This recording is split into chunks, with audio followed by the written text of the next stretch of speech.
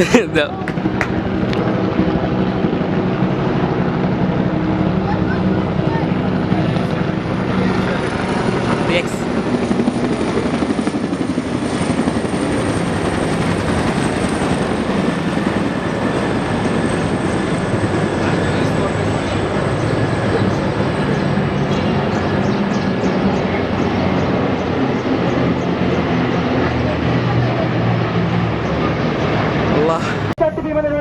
Commander Khaled, squad leader Mohsin, wing commander Ashfaq, squad leader Zaman, squad leader Ashfaq এবং সবশেষে wing commander Taqi.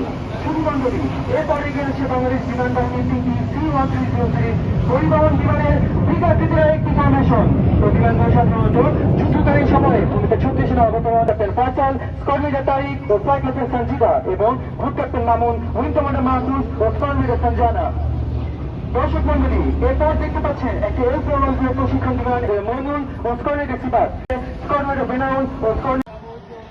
বর্তমানে army aviation গ্রুপের group commander হিসেবে দায়িত্ব পালন করছেন মেজর জেনারেল AKM আরিফ। তিনি বাংলাদেশ মিলিটারি একাডেমি হতে 16 ডিসেম্বর পরিবহন ব্যবস্থায় আর্মি এভিয়েশন গ্রুপের অবদান অনন্য। ঘূর্ণিঝড়, বন্যা বা পাহাড়ি দুর্ঘটনা সহ যে কোনো দুর্যোগে আর্মি এভিয়েশন গ্রুপ প্রথম সারিতে থেকে মানুষের জীবন রক্ষায় কাজ করেছে। এরপর আসছে দুইটি এয়ারবাস ডলফিন AS365NG ক্লাস, যার প্রথম হেলিকপ্টারে রয়েছেন কর্নেল শাহিদ ও মেজর রফিক এবং দ্বিতীয় হেলিকপ্টারে রয়েছেন।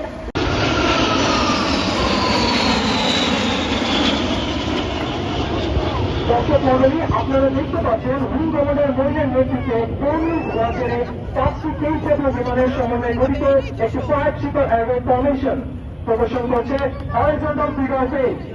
তার সাথে আছেন স্কোয়াড্রন লিডার তারেক, অন্যান্য 4টি বিমানে আছেন স্কোয়াড্রন লিডার রাব্বি ও squadron leader Sadiq, squadron leader Zayed ও স্কোয়াড্রন লিডার শাহরিয়ার।